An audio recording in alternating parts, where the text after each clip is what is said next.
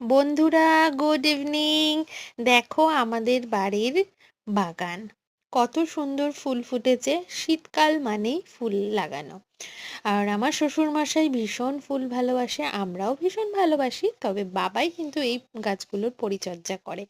তার কারণেই এত সুন্দর ফুলগুলো আমরা দেখতে পাই।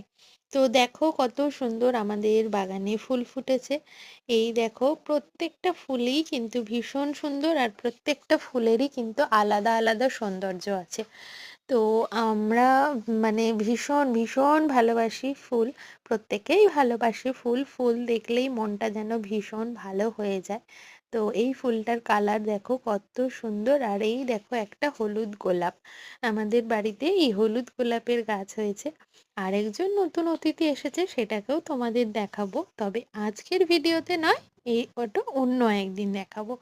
তো দেখো আমাদের সুন্দরীদের তোমাদের কেমন লাগছে আমাকে কিন্তু অবশ্যই কমেন্ট করো।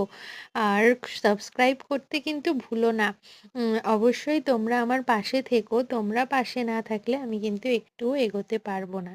তো দেখো বিভিন্ন ধরনের ফুল লাগানো হয়েছে এবারের শীতে।